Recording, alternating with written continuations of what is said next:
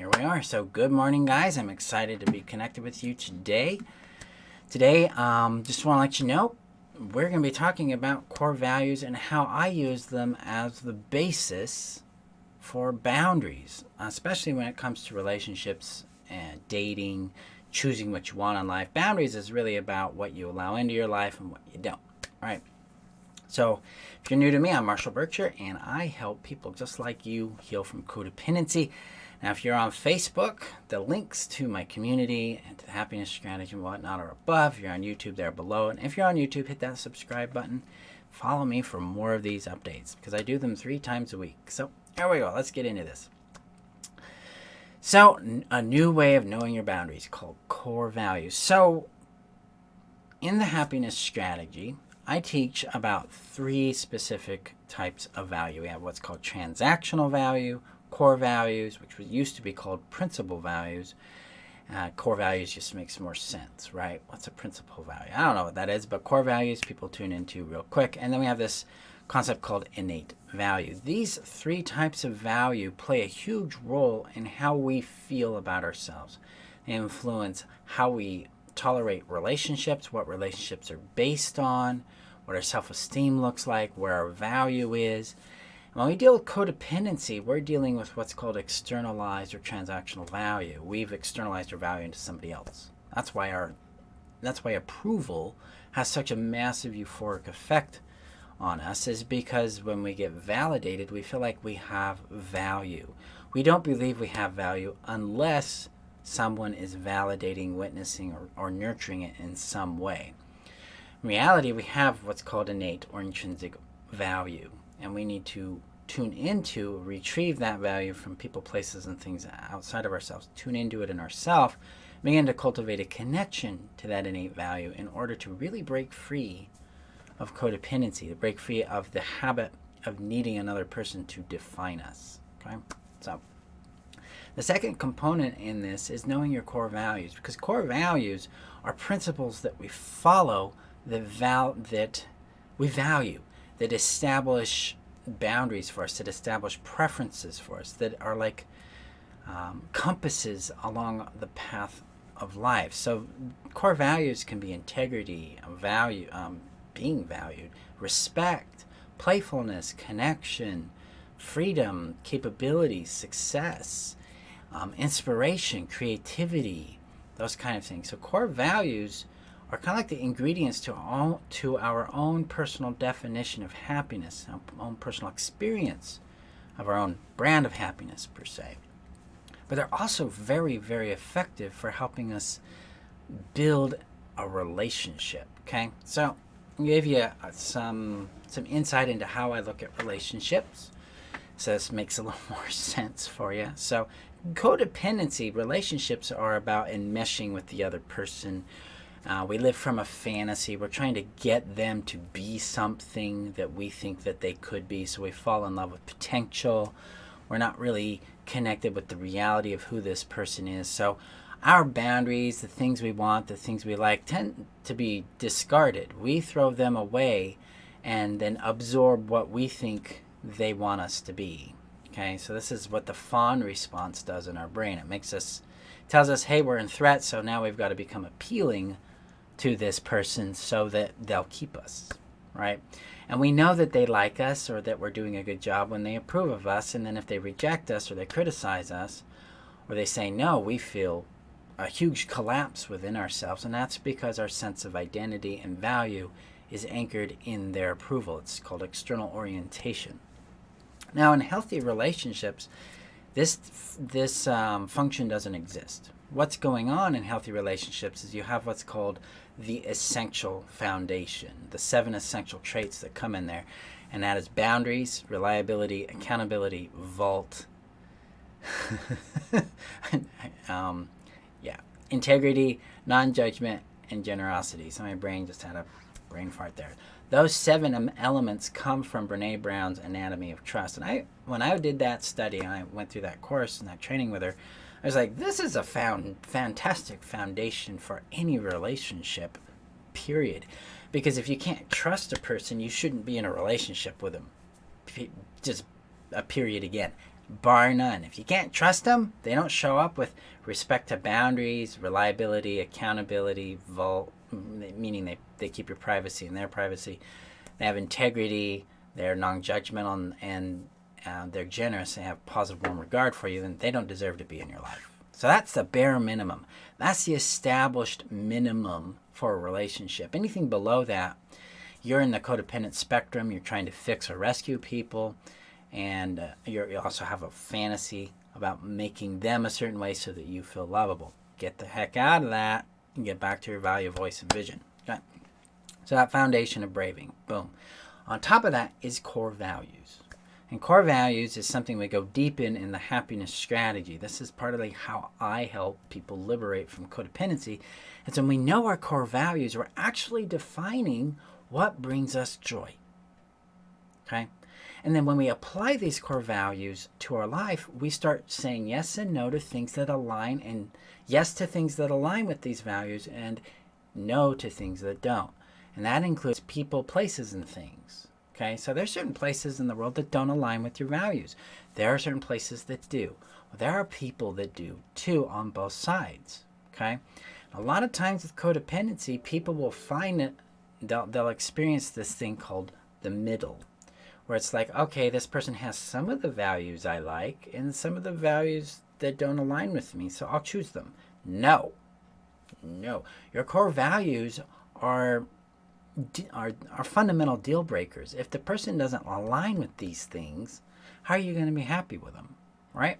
So let's talk about the intricacy with core values. Core values, let's say my core values currently are freedom, connection, accountability, joy, and play when it comes to relationships. Okay? Now, if I'm dating someone and she doesn't have these, she like, for instance, she doesn't value freedom, that's gonna be a problem because I value freedom, right? And she's gonna be like, well, I don't, so I don't want you to go out and do free things. See where the conflict comes in there, right? What if she doesn't value play the same way I do? What if play for her is intrinsically different than my definition of play? You're gonna have some friction there. Right? What if intimacy is intrinsically different? You can have friction. So just because I have a value of, say, integrity, right? And my value, my definition and experience of value is if I say something, I'm going to do it. And if I don't do it, I'm going to change the agreement and I'm going to take accountability for it. That is my definition of integrity. And then that's how I act it out. Okay? So if they say A and they do A, they have integrity. Boom. Well, what if Sally doesn't have that same definition? Maybe integrity for her is, hey, I can change things on the fly. I don't have to inform you. I'll just do it my way. I'll say yes to something and go do whatever I want. There's going to be a huge friction in the relationship with those different definitions of that value, right? You're going to get into this conflict constantly. This is why understanding the intricacy of core value matters, because you need to understand how it behaves, what it feels like, and so you can identify it. One, you can identify it in their patterns of behavior, because that's all you should be looking at with a person. You shouldn't believe their words, guys. You should believe what they do. So if someone says, I support freedom and I support integrity, and then they go out and they do things and choose things and support things that are opposite to those values, that person's in contradiction to themselves. How can you trust them? Because they don't have integrity with their own values. So what does this mean, right? How do you deal with it? This is where you start getting really choosy with the people you bring in your life. So you got to look at the patterns of behavior a person has in relationship to the core values they state they have. That helps you understand who they are, how they show up. Yes, embodiment, exactly, Candace. They have to embody or be the thing, but you do too. And with codependency, we have a really strong habit of shedding our values and absorbing theirs because we're petrified at being rejected, because we think rejection is significant. We think rejection means we're valueless or worthless. That's why you've got to do the value, voice, and vision work in the happiness strategy so you can retrieve your value, nurture it, connect back and be that value so you know your voice and your vision. From there, you identify your core values, and then you can build effective relationships. So core values are boundaries. And boundaries are not limits. They're not like, I don't like that. They can be. But in this approach, boundaries are about saying yes and no to what aligns to you. This allows you to make honest, conscious, consensual agreements with other adults, with other human beings. Because all relationship is a privilege, so everything within the container of relationship is based on consent. And that means direct, clear, and simple communication. Codependency, we don't often have that, especially if you're in the consumer supply relationship or the narcissistic abuse cycle. There isn't going to be consent. There's going to be violation. There's going to be assumptions. There's going to be unspoken expectations. There's going to be judgments. There's going to be conclusions running about, and it's going to be hell.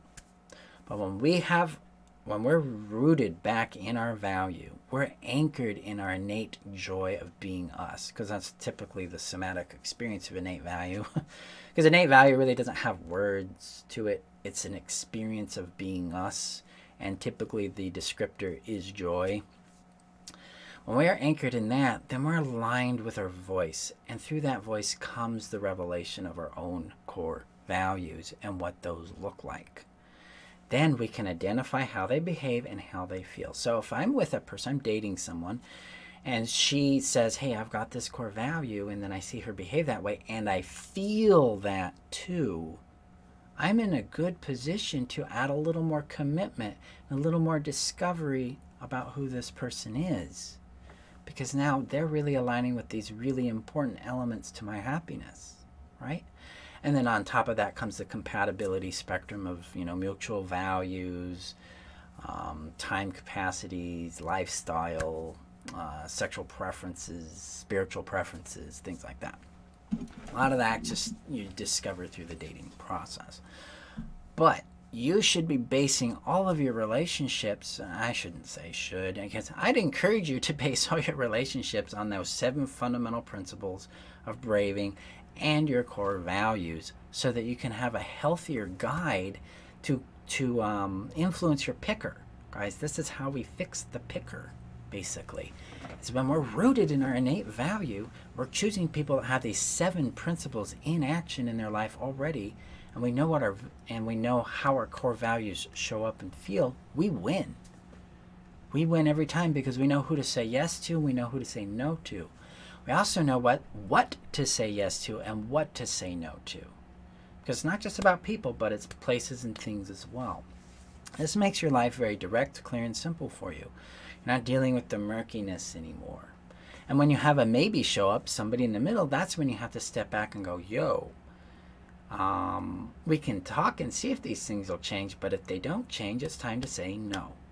When you start choosing yourself first, you're going to have people that also choose themselves first, which means you now have the capacity to choose each other honestly. And then you get a consensual, healthy foundation for your relationship. So if you don't know what your core values are, I have an in-depth process in THS and the happiness strategy that leads you through that. But here's some tips that you can do right now. Sit down and write down the things that you want to be treated with the most. What makes you feel loved? Those are going to be hints to core values for you. Okay? So write those down. Write down how they feel in your body, the somatic experience, the felt experience of them, and write down the behaviors that come with those things. Because when you can identify both of those things, then you can identify if it's showing up in someone else. Okay? Also, you need to have integrity with yourself on these things, because if you're not acting and loyal to your values, you're not going to be able to choose someone effectively, because you're going to give yourself up to somebody else. You've got to cultivate your sense of value to the point where you're loyal to you above all else. And that can be a challenge, but that is essential to your happiness and to your well-being. So, that is today's training. If you're interested in getting in depth on retrieving your value, knowing your core values, knowing your value, voice, and vision, I am accepting students to the happiness strategy right now. The link is above. on Facebook, below on YouTube. You need to take the master class to see if this is the appropriate fit for you, and if it is, then you enroll. We got you in, okay? So the happiness strategy takes you through these 3 steps of retrieving and embodying your value, your voice, and your vision. And it also teaches you how to heal the fawn response that gets you into this codependent dynamic. So you get a lot of powerful training in how to regulate your nervous system, how to be your value, how to know and follow your voice, and know your vision and embody and be it. So there you go. I appreciate you guys. Thank you for showing up today. And remember that you're worth knowing, loving, and keeping. And I will see you guys for tomorrow's training. Have a safe day out there and enjoy. Bye-bye.